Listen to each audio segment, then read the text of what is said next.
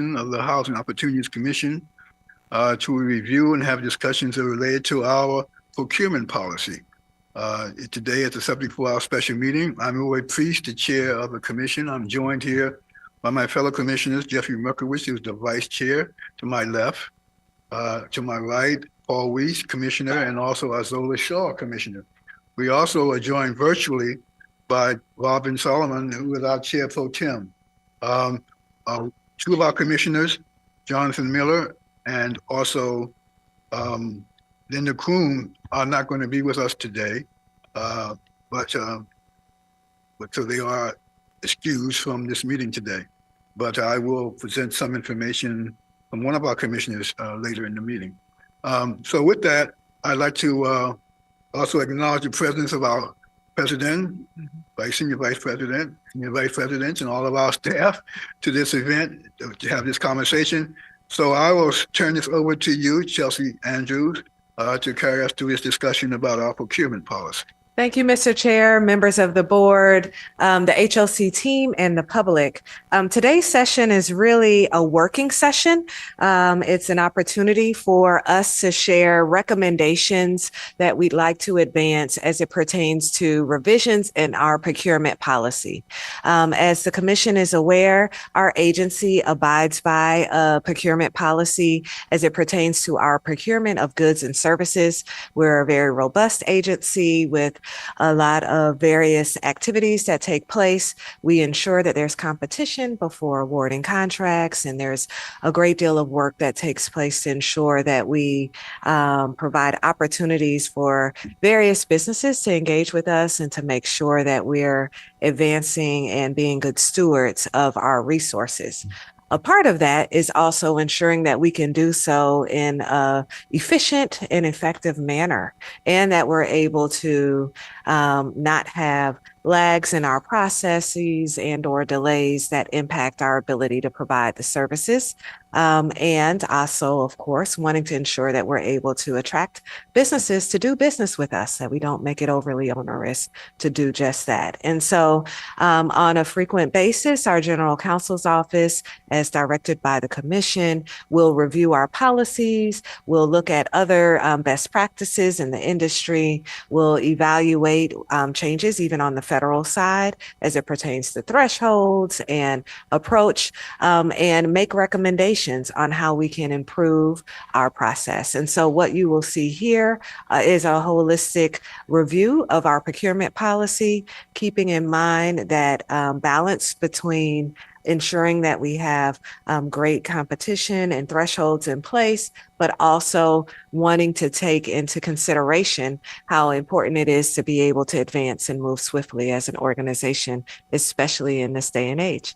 And so with that, I will turn it over to Asha Memon, our general counsel, as well as, and also our senior vice president of legal affairs.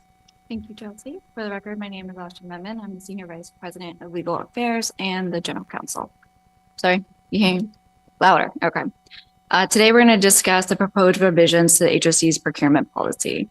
I want to start by clarifying that staff is not requesting any action today. The purpose of this meeting is to review the proposed major changes and to solicit your feedback. Staff will take your feedback, and depending on the outcome of this meeting, we'll either come back to the commission for another working session or we'll come to the commission for approval of the final policy. I also want to explain a little bit about how I've set up this presentation. I'm going to explain the proposed changes to the various sections and explain why staff is making its recommendation. And then I'm going to pause so that we can have discussion about the section before moving on. Any questions about structure? All right. Move on to the third slide, please. Okay. The Office of the General Counsel completed a comprehensive review and overhaul of the procurement policy. The revisions aligned with updates in federal law, increase efficiency for staff, and modernize how the commission functions. Next slide. All right, we're going to start with exclusions. The procurement policy applies to all of the commission's procurements, except for the exclusions that are listed in section 1.2. The procurement policy already includes various exclusions, but staff proposed to add the following services. And I'm just going to quickly read through the list that's on the slide. We want to add insurance brokers, the selection of service providers that support resident services and providing free or low-cost activities to HOC's customers, the retention of an existing third-party property management company after a new acquisition, with the caveat that staff must conduct a full procurement within 1 year of the acquisition. Real estate brokers for leasing, purchasing, and dispositions. The selection of service providers that provide training for HOC staff. Title companies for purchases or dispositions of properties, refinances, or general title updates, and the assumption of executed or substantially negotiated contracts when HOC enters into a new ownership entity, development, or project. I'm going to pause here. Are there any comments about these new exclusions? I have, excuse me, I have some. I understand a broker for leasing units. That's something that shouldn't go through a process. But a broker to sell an asset or acquire an asset, when would the commission be engaged with that discussion? The discussion about whether to actually purchase or sell? To engage a broker. I see. I think that if the commission was considering selling for sure, that staff would come to the commission to advise them of that possibility before engaging a broker. That being said, I can also imagine there being circumstances where maybe doing a little bit of upfront due diligence would include getting a broker to get the information necessary to present to the commission. Is that what that says, or it says engaging a third-party broker for an acquisition of an asset or disposing of an asset? I understand the due diligence part completely. I think it's just, it's more so, it's not saying that the commission's not going to be informed of what's going on. It's more that staff wouldn't have to go out and either, depending on the cost, either get 3 quotes or issue an RFP to even engage the broker in the first place. Yeah. I understand. Now I understand the difference. And this goes also towards goes to managing the management company of an asset you're acquiring. When would we be engaged in this process? I understand now the distinction what you're making is exempting it from a procurement process, but you would still be coming to us with, okay, I see Chelsea nodding. Thank you. Right. Of course, the major action in terms of we acquired this property comes before the commission. And at that time, the information in regards to who the current property manager is. And our desire is to be able to maintain that property manager in place or property management company and then go through a procurement process, but not have to do that while we're trying to acquire the property to allow for some continuity of services and to not delay our ability to move forward with the acquisition and then to go before through a full procurement process and bring forth a recommendation for I understand. services. You'd be keeping us informed. I get it. Thank you very much. Yes, thank you. Yeah, I get maybe just pivoting off what Robin's questioning though here is I'm not sure I understand why we wouldn't seek 3 bids from, say, an insurance broker or a real estate broker to make sure we're getting the best deal on the commissions that they charge. Well, for insurance brokers specifically, in reality, there are not a lot of insurance brokers that would provide the services that we need.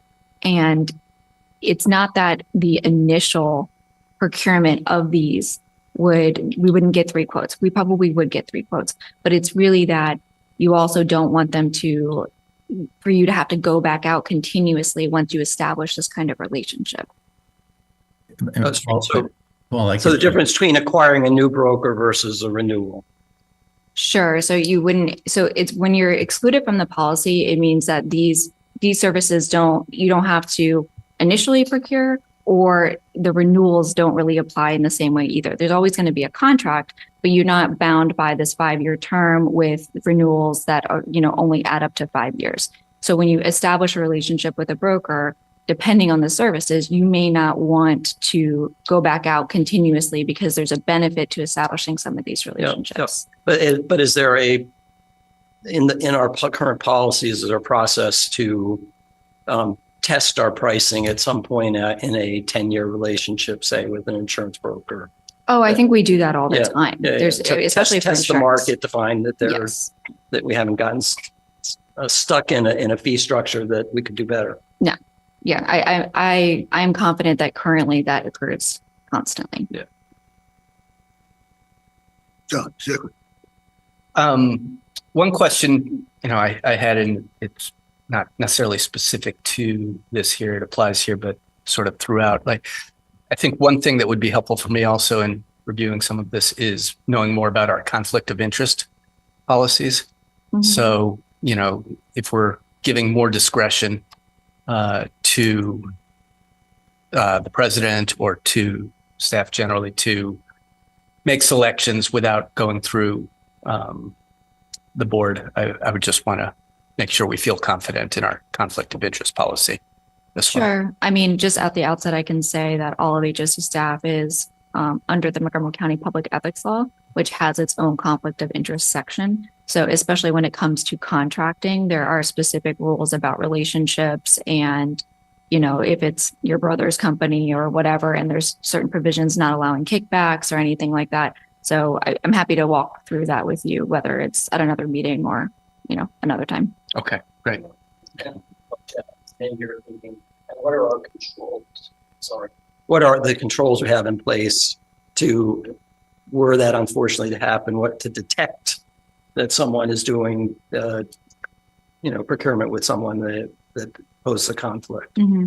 Right. Yeah, I mean, in addition to that, we also have the fraud, waste, and abuse website where there's anonymous reporting. There's the Office of Attorney General, that's the OIG office for the county that also does investigations of this sort. But I can definitely get you more information about that.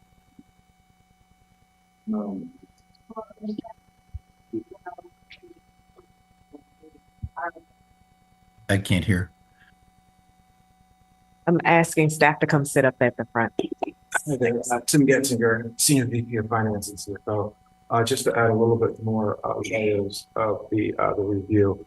Our auditors do on an annual basis review the key members of staff and take a look at the conflict of interest, take a look at the ethics disclosures, and also take a look at different procurements and expenditures to see if there's any of that. And probably another dumb question. And to the extent we have to do a sole source, there's some sort of a documentation of the process we went through and review by the certain senior person above the sole source to say that meets our rules, kind of stuff. Yes, it's well documented. Yes. Okay. I think the important point of this is that these are being added to our current policy as areas that will be covered under our procurement, where they are not now as specifically identified. These are now being delineated in the policy. That's right. Okay. Okay. There's two more exclusions. They're a little bit more complicated, so we're going to go through them slowly. Next slide. The next one is about joint ventures, and I'm going to start by just explaining a little bit what I mean by joint venture. A joint venture is when HOC contracts with a third-party development partner, and that partner provides development services for a new project in exchange for certain fees. The development partner may or may not have an ownership stake in the project. In some traditional joint ventures, a development partner would be responsible for procuring services for the project. Currently, HOC's development partners cannot take on this role because procurement has to follow HOC's procurement policy. This means HOC cannot fully capitalize on the development partner's skill set or receive all the benefits it should from paying the partner its development fees. To address this problem, staff is recommending the following exclusion. HOC, in its sole discretion, may delegate the procurement of service providers to a development partner via pre-development or development agreement. In such case, the procurement policy will not apply to the development partner's procurement of service providers, provided certain terms are included in the pre-development or development agreement. I'm going to discuss what those terms are on the next slide, but I want to pause here to see if there's any questions about the idea thus far. I mean, I think the operative word in here is that it's provided for in a development agreement. Right. So it would have been negotiated. And again, it's in exchange for the fees that they, in many cases, are already earning. Yeah. Right. Okay. Next slide. So this slide discusses the terms that would be required in the pre-development or development agreement. The required terms provide guardrails to the development partner's procurement process, which ensures that the spirit of HOC's procurement policy is followed while allowing HOC to enjoy the full benefits of a joint venture. And I'm going to quickly go through all of these terms that are listed on this slide. HOC must review and approve the solicitation materials. All procurements over the small purchase threshold must be publicized or advertised per the requirements in the procurement policy. The development response partner will be responsible for all bid protests. The commission must approve all procurements that exceed the president's awarding authority. HOC will choose the form contract, will participate in any negotiations, and must approve the final contract prior to execution.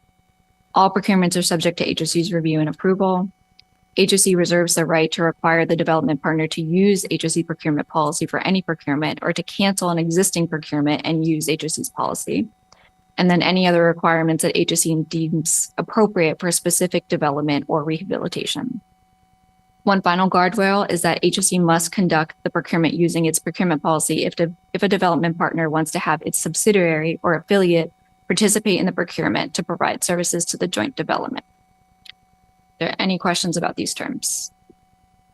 I guess just similarly, does the conflict of interest policy apply here as well, like in terms of for HOC staff, if the joint venture partner is selecting a partner that may have a relation to someone at HOC staff, or is there disclosure requirements about that, like if it did come before the commission?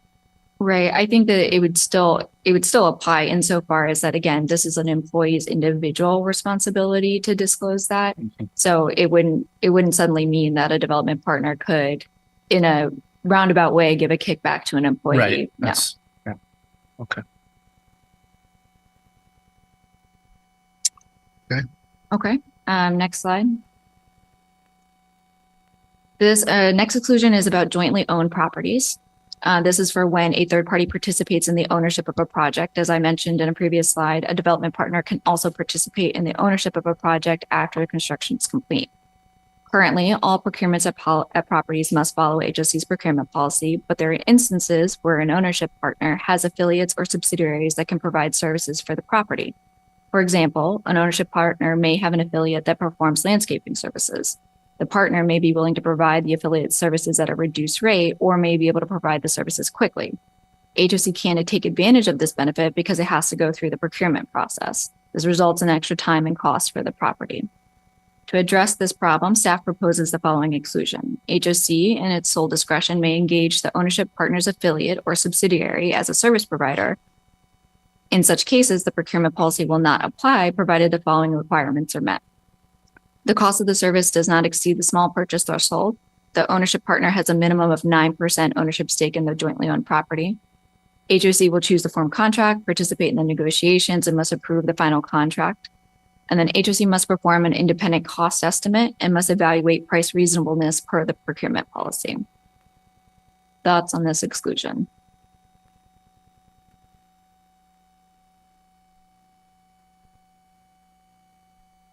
No? All right. Next slide. All right, we're moving away from exclusions. We're now going to talk about awarding authority. All awarding authority is vested in the commission, and the commission delegates that authority via the procurement policy. For example, the president's awarding authority is currently $250,000. This means the president can approve and sign contracts up to $250,000 without commission approval. Contracts over $250,000 must come to the commission. Staff is recommending two changes. One, increasing the president's awarding authority from $250,000 to $350,000. This change aligns with the upcoming change in the federal small purchase threshold, which is increasing from $250,000 to $350,000. And two, adding language to allow staff to come back to the commission to request increases to awarding authorities to align with market changes. Are there any comments about these proposals? Just a question that makes sense if it's to align with the federal changes. I am curious, like how often you've had to come to us with requests that are above 250 but below 350? For example, coming up, we will present recommendations to move forward with elevators. And the price for elevators is going up, of course, as time goes on. And so It happens with elevators. Right, happens with elevators. Why don't they come down? Right. The ups and downs. Oh my God. And so, and it might be just slightly over, right? It's 260 or something. And so in those instances, we're having to delay. We're having to go through the full process. It's not an emergency, thank goodness. However, we have to come through commission, we have to go to committee, we have to come through board, do all of those additional steps before we could even begin ordering and solidifying and moving forward with that particular procurement. Same holds for roofs.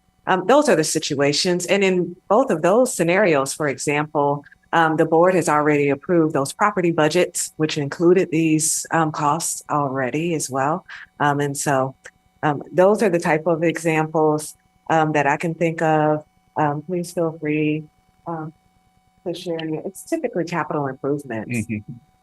I think Commissioner Miller asked a similar question. I think staff sent out information about what our procurements have been over the last, I think, since 2020. Right. All of our procurements so- are listed on our website Yep. and provided to the committee. So you can see there exactly how that authority has been used. Thank We you. can circulate that to the whole commission. Again, it's already publicly available at the website that you can see exactly the dollar amounts. And most of these capital expenditures, Chelsea, I assume, come out of the reserve for replacement ultimately anyway. So it's not extra money coming from out of the blue. That is correct. Yeah.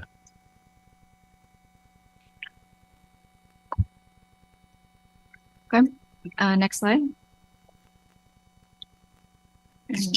All right, thresholds.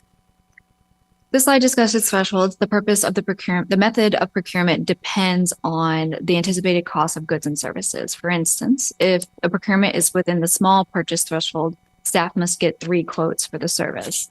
If the procurement is above the small purchase threshold, staff must either issue an IFB or an RFP. Staff is recommending the following changes. First, Hold on one Yeah. second. Can you please explain those two for so the commission? yeah, an RFP is, and what- yeah, sure. RFP is a request for proposals. IFB is an invitation for bids.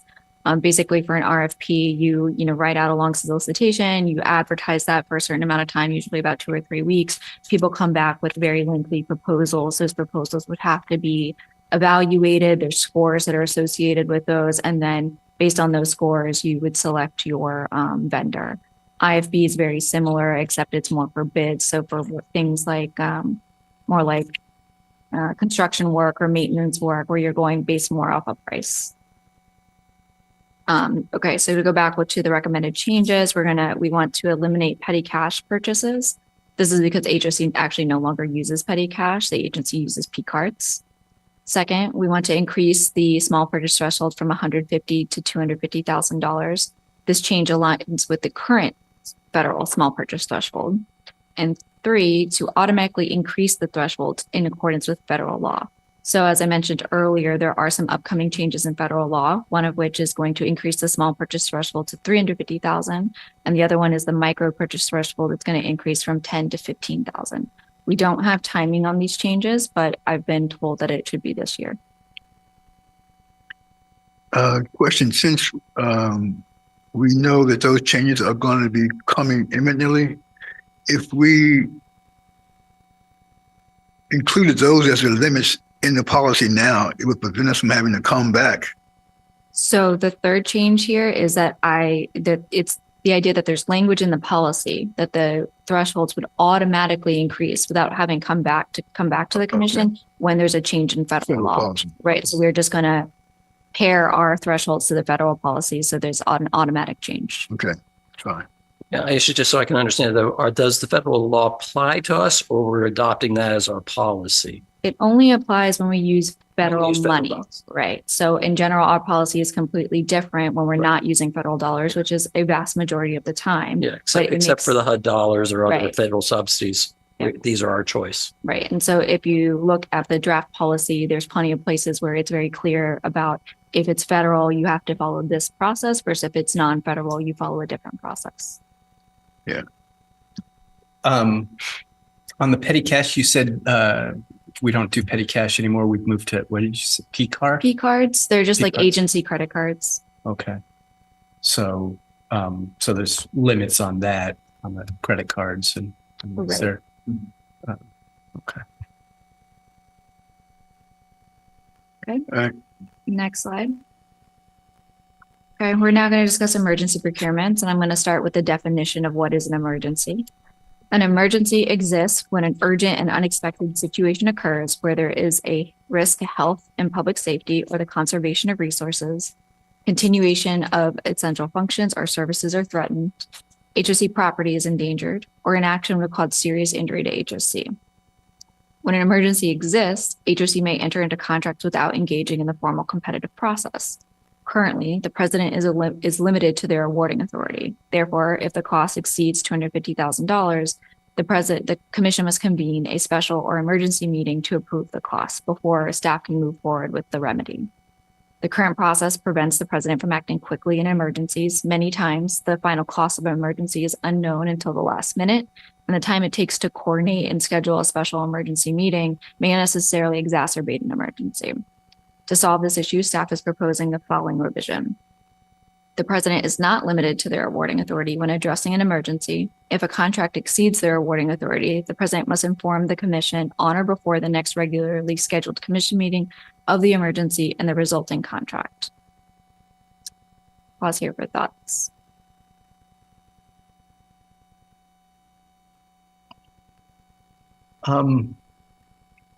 Yeah, I guess I'm trying to figure out. I'm not sure whether I'm comfortable with just informing, and whether, I want the president to be able to act quickly in an emergency. I don't know if a different solution might be raising the limit during emergencies, or if there's something else. But I guess I just worry that there needs to be a little more accountability. Okay. Yeah, and I don't know, I think I'm okay with the way it is, Jeff, but a couple of things I've seen before is one is requiring the executive director to contact the chair or in advance of it. So you have an efficient way to get guidance from the board. The other one would be to time limit the contract that Chelsea would enter in to address the emergency, but have some sort of forcing mechanism, bring it back for more formal approval later. Right. Yeah, I mean, I would be open to something in between or some additional kind of check there. Okay. I would say as an owner, 250 isn't what it used to be. That's true. Well, and that's why I didn't know of like a higher limit, but if it is consultation with the chair, or if there's something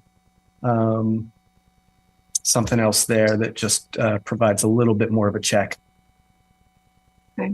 Earlier, we are proposing to raise the limit. That's right. Yeah. So, but you still. I'd say like even beyond that, potentially, like. Okay. If I could weigh in. Oh, go ahead, Commissioner Shaw. I also just wanted to know that I feel more comfortable if we don't have the check, if we check in at that time of the emergency as opposed to on or before the next regular scheduled meeting. So that seems like a long time. And of course, we meet monthly, right? And of course, in some instances, the meeting could just be the next week. In some instances, it could be the full month. So first of all, of course, the communication requirement is if there is an emergency, the commission is made aware immediately. Where it becomes challenging is when you're trying to think quick on your feet, get into a contract, get the issue addressed. Even if you give a notice to proceed and you get started, by the time you've taken that step, it's really hard to change course with a different contractor. And so we can definitely think about how do we, and quite frankly, at that time, if it is an emergency as identified here, meaning life safety emergency, then the team is doing whatever they can to get whoever we can to immediately come and address that issue. And they aren't doing the 3 quotes and all of the things that one might normally go through in terms of the process. We, of course, still have to memorialize, justify the purchase, and have an opportunity as we move forward to evaluate if the price point is unreasonable to make a shift if we can. But in terms of the contracting authority and the ability to move forward, that's really what we're getting to here. We could, of course, create another threshold where we come to the commission and I have an opportunity to share more publicly and formally that we had the emergency. You would have already known about it, what the cost of that emergency is and how we've had to move forward. But what I want to be transparent about is at that time, let's say all of a sudden it was $700,000 to address this major sinkhole that we would have never thought was happening, that we need. This is an emergency, right? And that we would have never anticipated. It will have been difficult and or too late for the commission to come later and say, no, instead of using that contractor, we'd recommend you change course and go somewhere to a different contractor. So that's where just trying to think about the practical nature of it. But of course, that's different than when the communication comes to the commission. We can definitely even still move forward with scheduling some emergency meeting or urgent meeting to address that issue, special meeting. The question is really how the commission would want to give flexibility to move forward with addressing the emergency more than the communication. I appreciate that. And I know that, we had the instance, a year or two ago with the fire panel. And, that was an emergency. We needed to get that fixed and get people back into their apartments. Yeah, to put people in multiple hotels. Yeah. Long period of time. And so I'm completely open to more flexibility. So. I could give you a real example of a high-rise senior building, plumbing bursts, -6 degrees. You got to get 200 senior citizens out of the building immediately. You have to shut the water off. You have to do demo. The president is not going to want to waste a lot of time talking with us. Getting the 7 of us together. Yeah. And I totally agree. I empathize. Sorry. I don't think it's very hard for the president to call the chair maybe and say, look, I've got this disaster, just so you know, and I'll update you on costs when I can catch a breath. But we don't want to slow staff down, having lived through a real life example like that. And I agree with that suggestion that came both from Paul and Robin about notifying the chair, but also I would add to that the chair and staff would then give as immediate notice as possible to the full commission. And be involved in the decision whether it requires an emergency meeting or proceeds waiting to a next regular schedule. Yeah. Right. Yeah.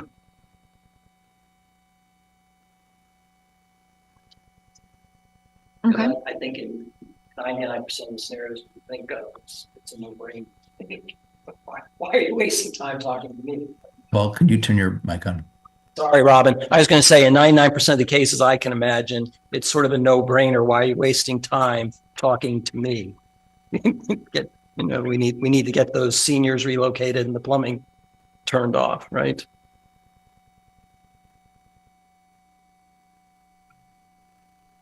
Are you able to hear us, Commissioner Sullivan? Yes, I heard that. It's just processing. Yeah. No, I've lived the experience and had my credit card charged. I earned double points, but relocating seniors to hotels when it's below zero, you really don't want to fool around. Let me just for a minute to the definition. Mhm. There are 4 that you have in here. There's a risk to health and public safety, or the conservation of resources, continuation of essential functions or services, HOC property is endangered, or an action would cause serious injury to HOC. There's nothing that speaks to the impact on the persons who we serve. Unless you cover that under the first point. Health and public safety, I think, is what health and public safety is what I view as when you impact residents. Okay. Yeah.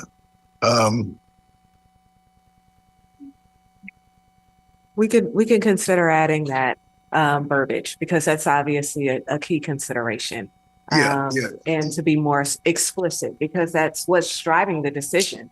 If there's ever a scenario, and then of course, this isn't just residents. This could be something happen, unfortunately, at one of our offices. Oh, yeah. And we're having to make a decision that impacts staff.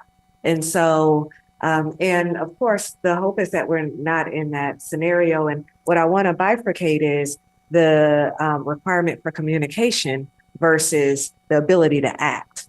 And that's where in anyone in this leadership role doesn't want to be stifled by, can I act? Can I not act? Would I be violating our policy?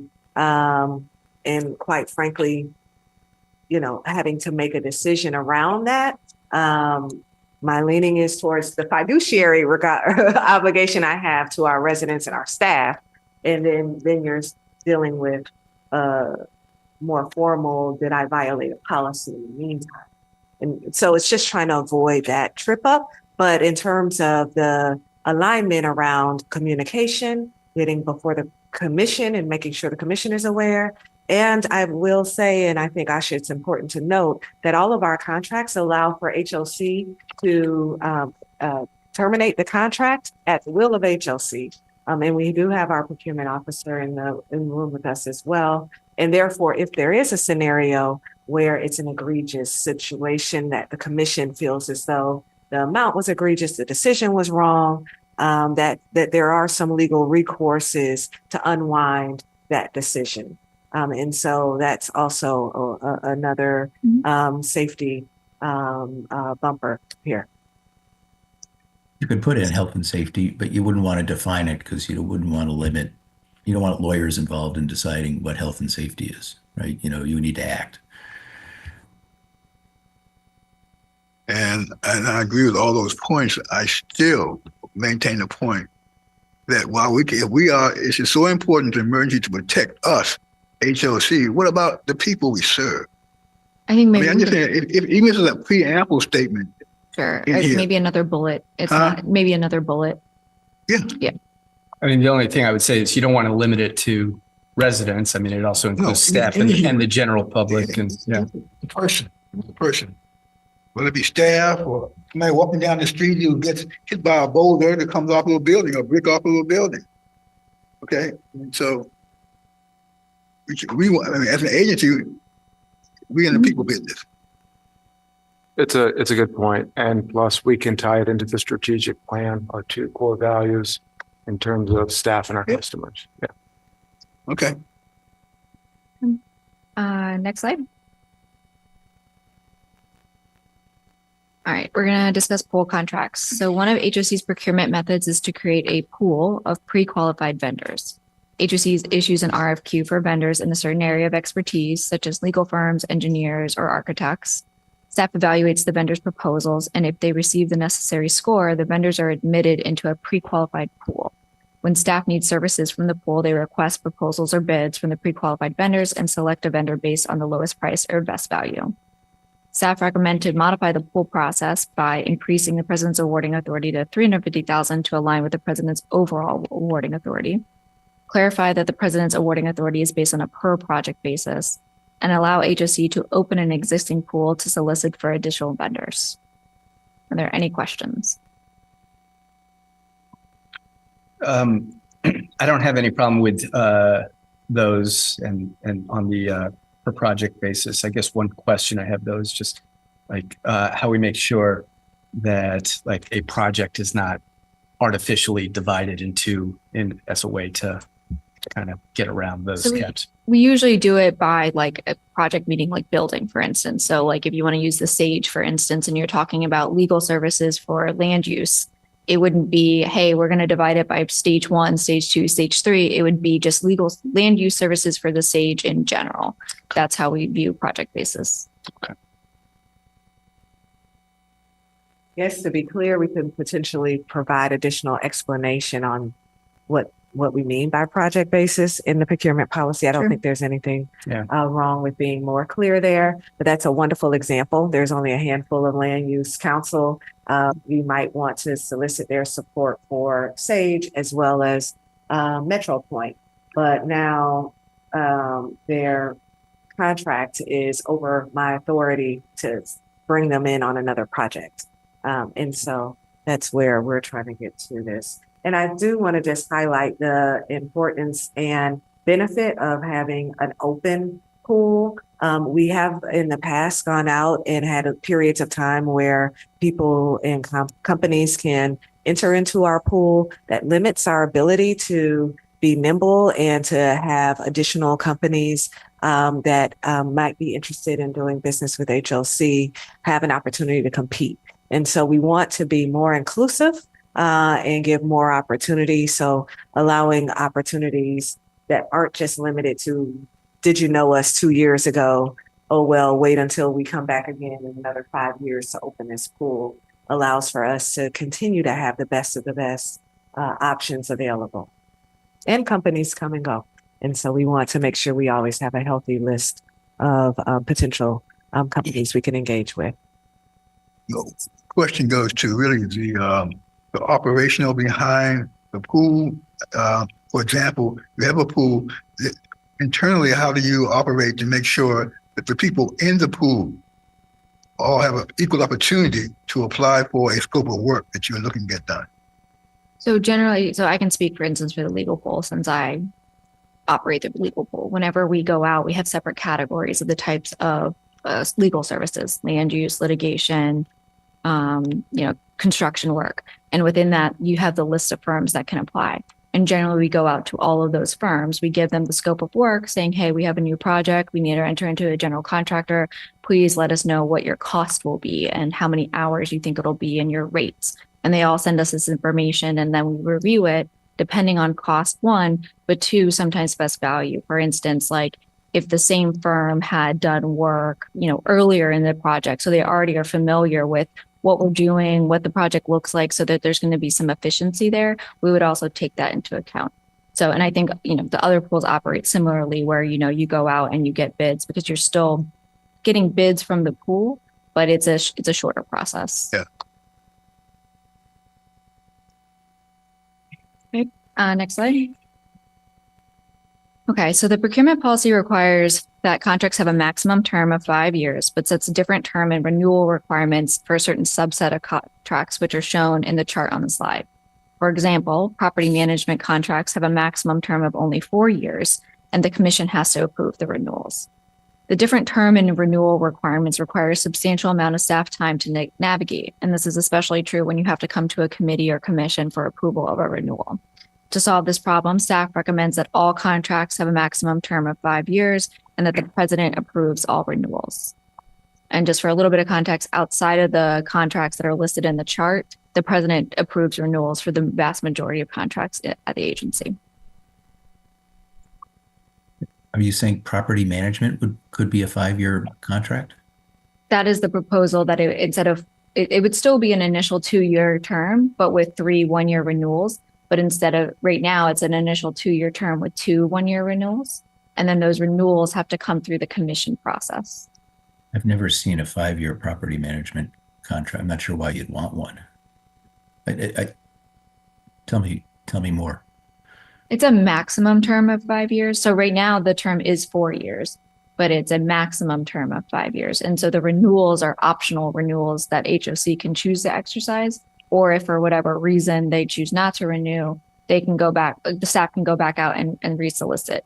Just so you know, the initial I was term. going to, sorry, there's a 30-day termination right in all property management contracts also. So. No, I know that. But right now you can have a 4-year property management contract. Do you have that now?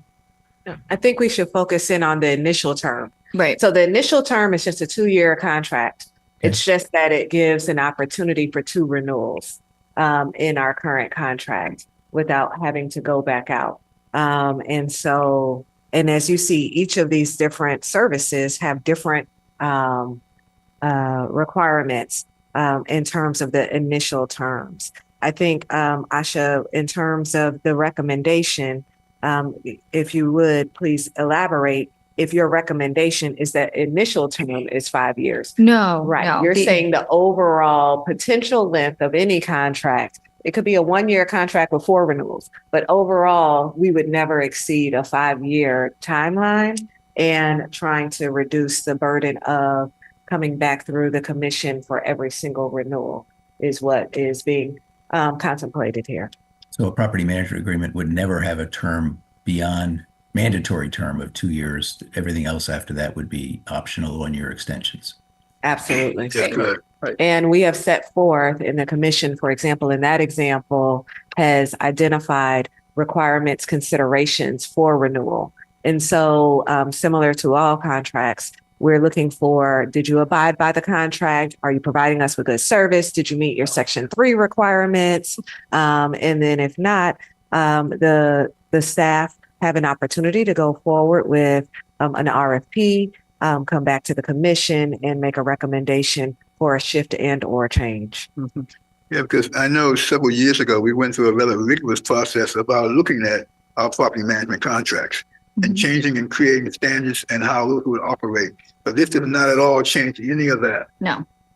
For example, I think there were over 57 that we had to get through contracts for property management, and now would be teeing up for a round of presentations to the commission for renewals.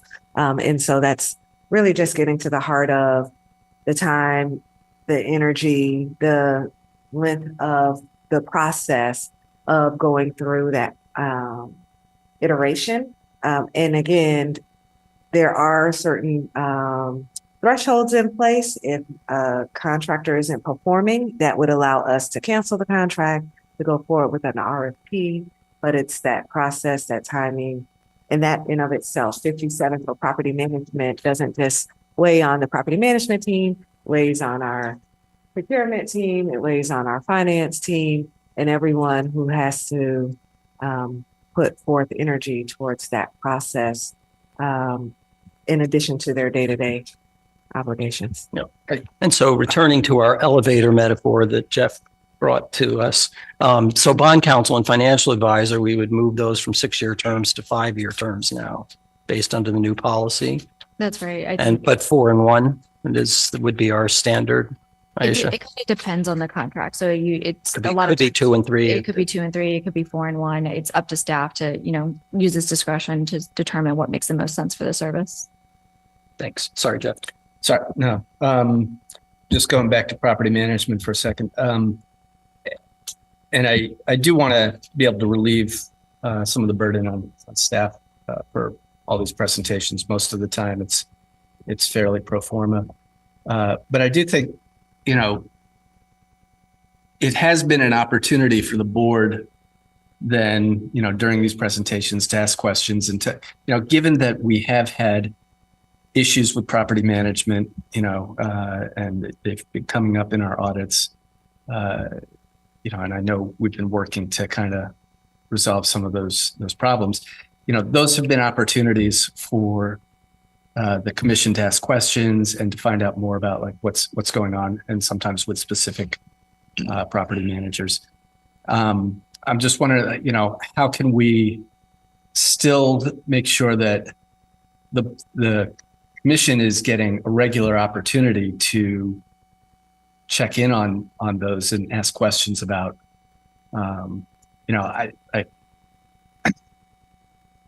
maybe it's like, instead of 52 separate approvals, if there's at least one meeting or something where we have an opportunity like that, this is coming up, we've got these renewals. I don't know if we can do it on bank or just some opportunity for the commission to know what's going on and ask questions. The commission, so I'm trying to think through the various touch points when we do discuss property performance. Obviously, on a quarterly basis, there's discussion about property performance as it pertains to budget to actuals. On an annual basis, when we have our audit, you have an opportunity to hear how we're doing in terms of satisfying our compliance requirements and or if there are any major variances and or issues. There's also ongoing information that's provided to the commission on each of the properties and how they're performing. And we are now beginning to conduct customer service surveys that goes into the determination on renewals.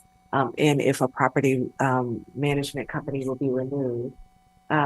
I'm trying to think through, and so at each of those touch points, there's an opportunity for the commission to say, well, what's going on with this particular property? Who is that property manager? What steps are they taking? If there's a corrective action plan that's identified, opportunities for the commission to say, we're really displeased with their service, and therefore we need to be thinking about something else. That then gives staff the indication, and staff is probably even a step ahead in terms of level of, not being satisfied with their services, to begin to think about a shift in management.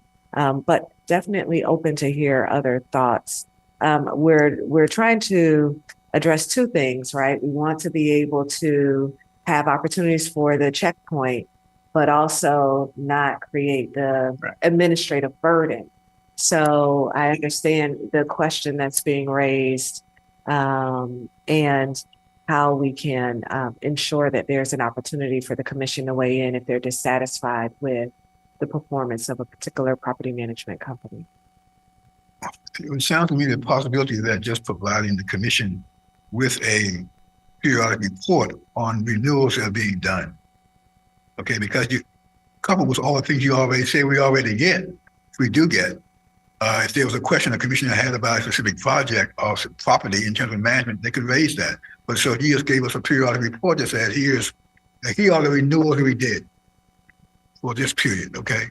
And so we might want to look back at that. They could.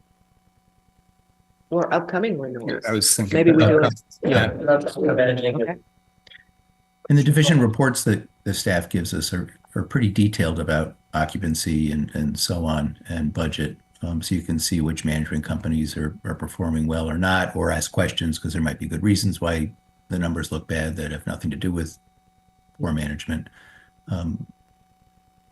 I'd love more detail, as you did under banks, just to make sure it's clear that they're 2-year contracts with 3 1-year renewals under the property management little subsection. I don't know if it's burdensome to give a heads up to the commission before a 1-year renewal of any contract. Someone, I think, just said that, or if that's a burden. So that we could look at the division reports and say, well, gee, they look like they're doing a great job, or maybe there are issues to discuss on any given property or any given management company. I think that's right. That's a good, and coming from this discussion, I agree with that. And also we'll just identify that in the materials that we do produce, we do identify each of the companies and where they stand in terms of occupancy and how they're performing. But definitely, I think one of the ways we can think about a happy medium here is a structure in which we provide advance notice and an opportunity if there are any concerns for the commission to raise those. Yeah, no, and I'd point out that though the numbers might stink on any given property, that might not be the manager's fault. There might be extenuating circumstances, but it at least gives us a chance to have a quick discussion about it. Absolutely. And I will just, to that point, also indicate the importance of staff delineating and being clear. So, for example, Metropolitan, a number of units aren't occupied because we're getting ready to move forward with renovation. So the occupancy levels might look swayed there. So this is a good conversation, and we can think through what that might look like, so that we can incorporate that process in terms of advance opportunity for the commission to know that a renewal is coming up, and enough notice so that if the commission would like to agendize a discussion on that particular item, that we can do that. Thank you. I just wanted to weigh in. The way it's laid out here, it looks like there's quite a rigorous process here. So I see that the suggestion from staff would significantly increase our efficiency. Yes, that is the hope. I definitely agree with the periodic report. Yeah. Thank you. Okay. Next slide, please. Right, so contracts for core functions include contracts that provide for the backbone of HOC's operations. Examples include internet, phone services, and property management software. The procurement policy currently allows these contracts to be procured on an as-needed basis, and staff recommends two things. One, clarifying that these contracts can be renewed as many times as necessary and may be automatically renewed if appropriate. And two, updating the definition to reflect the changes in the types of services that form the backbone of HOC's operations.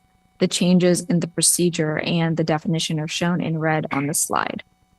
As you'll see in the definition, it's really just updating the types of services that really form the backbone, like I said. So for instance, cables, utility, and a lot of different softwares that we use. On the procedure of no limit on number of times, is that just making explicit what was already in practice? Pretty much, yeah. So for instance, we used to use Microsoft, I can't remember it now, but we use Google now basically for email and for saving, and you're not going to go and re-procure for Google every 5 years. You're really going to end up renewing. And in general, the procurement policy does not allow for automatic renewals because we want staff eyes on it. But for something like Google, you're probably going to automatically renew. So it's giving staff the flexibility for those types of services. And if we want to modernize the software in some way, add a module to it, if it is above the threshold, you bring that to us. Generally speaking, not part of the core operation contract. So that would kind of depend, for instance, Yardi, for instance, if they have a new features that now allows you to track reasonable accommodations, that might be something that it's automatically integrated into Yardi, and it wouldn't be a major change because we already are tracking reasonable accommodations using something else. But I would think if Yardi suddenly started offering email and we wanted to use Yardi for email instead of Google, I think that kind of thing would come to the commission. Again. Right. Okay. Next slide. Okay, surety requirements. So the procurement policy includes surety requirements, specifically that construction contracts over $100,000 must include bid and performance and payment bonds. Staff recommends increasing the requirement from contracts over $100,000 to contracts over $500,000. Requiring bonds adds on average 2% of the contract value to the total cost of the work. The scope of work for contracts under $500,000 are relatively simple, which should not require bonds. The recommendation ultimately saves HOC time and money without significantly increasing risk. Are there any thoughts about these changes? No, but I'm taken aback a little bit by a payment performance bond costing 2%. But we can raise that at a different time. I usually get 1 or 1.25% out of my GC. Different projects may be different circumstances, but I'm just for some other discussion, I'm curious why it's 2%. But that's not relevant to our discussion today.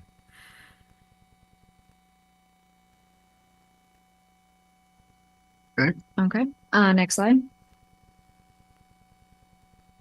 So the procurement policy states when the president can approve change orders or contract modifications without commission approval. The purpose of this provision is to allow the president to address unforeseen situations timely. The slide lists the current ways the president can approve such modifications. Staff proposes changing bullet number 2 from 10% to 20% to account for increased costs and inflation. So for contracts for services other than construction and substantial renovation, the president can approve a change order that increases the compensation to the contractor if the modification is at or below 20% of the original contract sum. So this would apply to architects, for instance. I believe so, yes. It would also be drawing a blank on an example.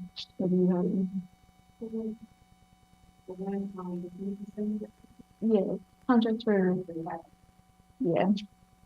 So yeah, this would be just, the contract that has one, for example, the taking off service contract.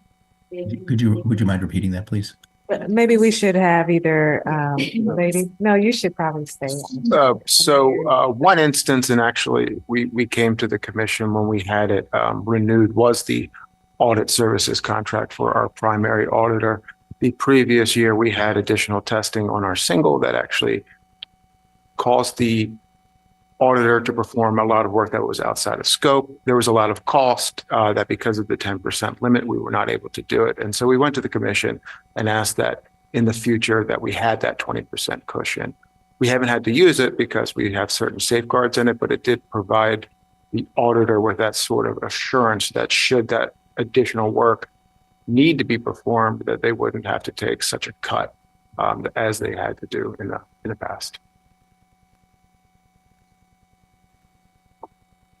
I don't necessarily oppose 20%, but to say that it's because of increased costs and inflation, I mean, it's a percentage. So if costs go up on the original project, the 10% goes up too. So, But this would apply to architects, for instance, and other people central to the development of the project, of a project? For our development contracts and budgets, those come before the commission, and at that time you agree on your contingency. And that's what we stay within. And so each project has a contingency budget, and that comes before the commission and you approve that at that time.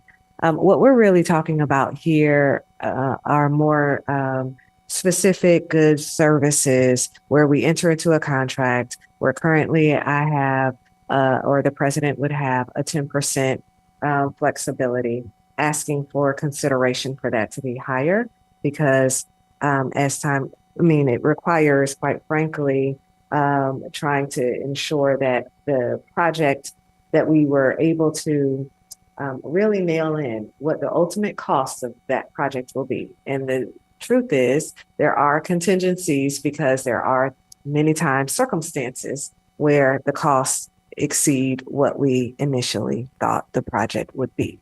And so the question is, at what point should the staff have to come back to the commission when it gets to 11% over, we're running back. And so if it was a contract for $250,000 that came before the commission, if all of a sudden the cost to do this, they had to go, because it snowed, they had to do work on an extra day, and now it's extra overtime, et cetera. And now the overall contract went to $30,000 more. That's above my threshold. I only had $25,000 before I would need to come back to the commission to request an extension of their contract. So that's how these contingencies work, and just trying to put some additional flexibility to not have such a tight threshold.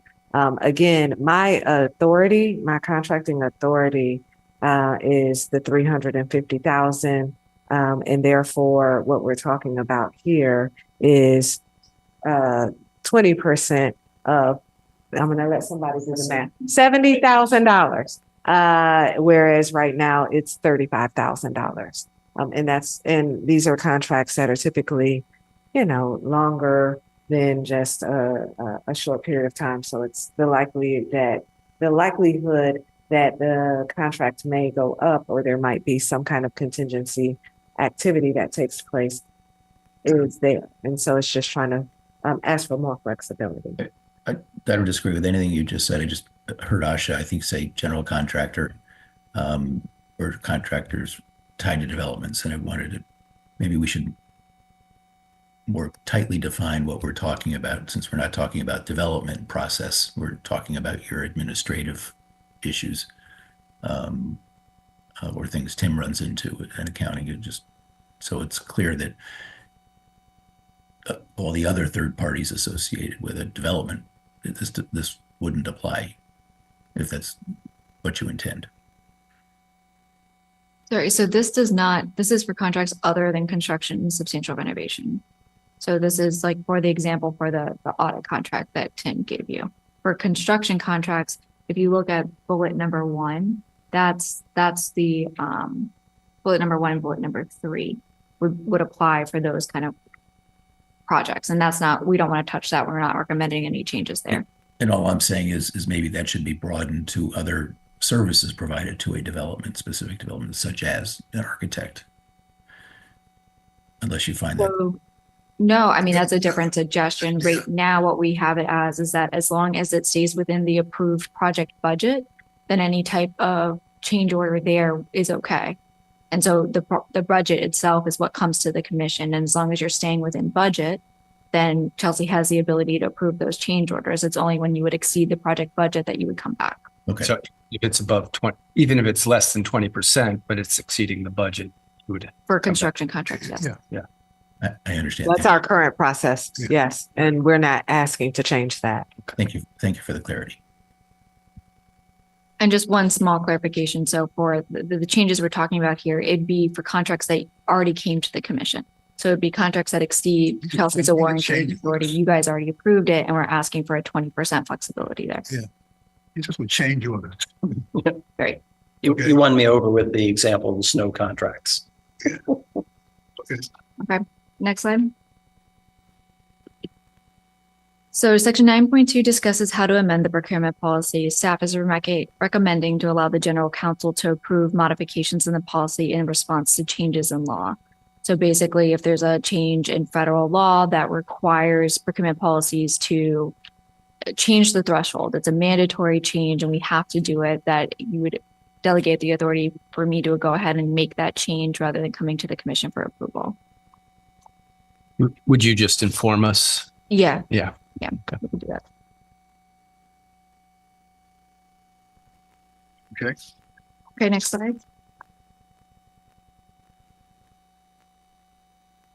MFD. So the procurement policy currently requires the commission to set MFD goals biannually.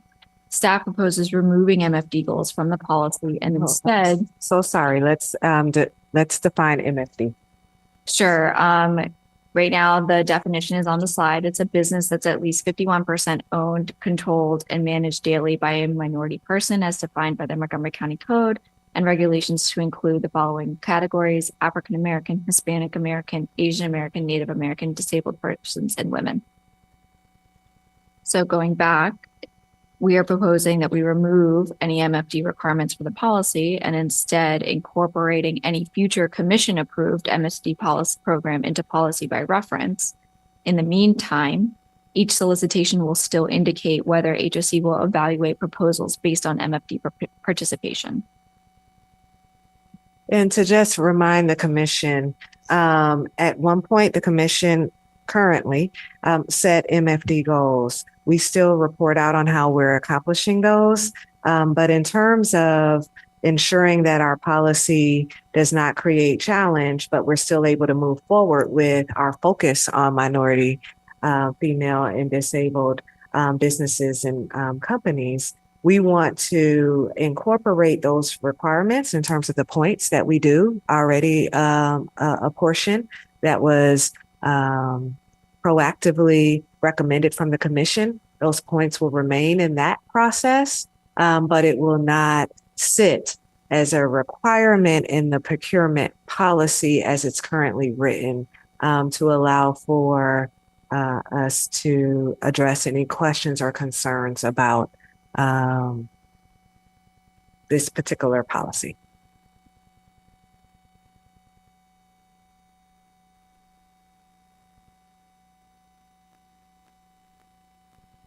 There's no questions. I'll move on to the next slide, which is actually our last slide. This is the end of the presentation. Thank you all for your feedback and participation. As I said at the beginning of the presentation, the next steps include staff going back, taking your feedback into account, making any necessary revisions to the policy, and then determining whether it makes sense to come back for another work session or to just come to the full commission for approval. Any final questions on anything that's been presented? I want to thank you for the time you've taken, Asha, and whoever else was helping you. This was very helpful and easy to follow. Thank you. Yes, thank you. If you can go back to the previous slide and just explain a little bit more details on how you got to that recommendation. Sure. So really all we're recommending is to do what we actually currently do, which is to continue in our solicitations, to have an MFD goal, and to award points based on the vendor's participation in MFD, whether that's they themselves employ MFD persons or whether they subcontract. Right. Well, all we're really asking to do is to remove the goals that the commission sets biannually and to ask the commission that if they want to consider goals for MFD participation, that a separate policy and discussion be held, and then that policy live as a separate document. Before we conclude, thank you all very much for this oversight. But there are two things I want to raise that were raised and brought to my attention by Commissioner Jonathan Miller that I'd like to just bring on the table for discussion. On one, and these were things outside of your presentation, okay? One goes to section 3.2, and in this, it says that it leads to the procurement officer to determination as to whether existing contracting is sufficient capacity to handle an increase, meaning that when a person asks for a change in a contract or whatever, or asks for a contract, that the procurement office goes back to the office asking for it, as opposed to just having the panel make your decision. Okay, and so I agree with that. I have no problem with him with doing that, of having the requirement going back to, as part of the procurement process, when reviewing responses to RFPs or whatever, things like that, you go back to the office that made the suggestion about it, recommending, because they would maybe know more about the particular procurement. Yeah. So that's one. That was one. The second one goes to section 4.13. And in the draft that was proposed, it says if it's in the best interest of HOC.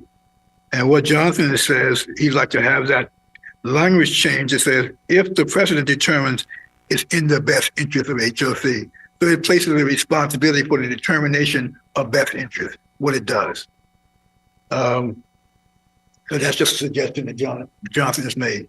So I'm putting that forth. Any of you all have any questions about that or concerns? The other points I've made that Jonathan outlined. If not, then just take it under consideration as relates to the revisions to what comes back to us. Yep. Pursuant to your procedure. Thank you. Commissioners, this has been a very productive session, and I do believe that we should be able to reflect the discussion in the next iteration and advance to the commission. If there's no objection, I think we can advance this to the next board meeting. Maybe October. Or October. Yes. Yes. And so, based on what today's date is, yes. So we will come back to the commission, the full commission, with the final recommendations. And my only question is, we're missing two commissioners today, and what opportunity they have to kind of go through their specific questions, whether, I don't know, Right. whether we ask them whether they'd like a work session. I mean, I hate to put everybody else through it again, but I'm just raising the issue. My recommendation and what we have done has been responsive to Commissioner Miller, for example, has sent a number of questions. We've been able to answer those questions. The chair was able to lift up those questions here. And he, of course, and if Commissioner Kroom also has questions and sends those in or wants to have conversation and have an opportunity to share her thoughts, that can happen one-on-one, and then the full commission, and then at the commission meeting, have an opportunity to weigh in any additional commentary at that time. I have to jump, but Asha, thank you very much for your work. And Chelsea, maybe that's her. We should just reserve that seat for her there, because you don't get to see her very much, where she's hiding. Thank you. Corner. So, but thank you all. Thank you very much. Thank you. If there are no other questions from commissioners to come before this conversation, I would request that we take a motion to adjourn this meeting. I don't know that we need a motion to do that, because in that case, I will just adjourn this meeting effectively at 11:13 a.m. And thank you all very much for the staff and for the commissioners for their time. Thank you. Thanks. Thank you.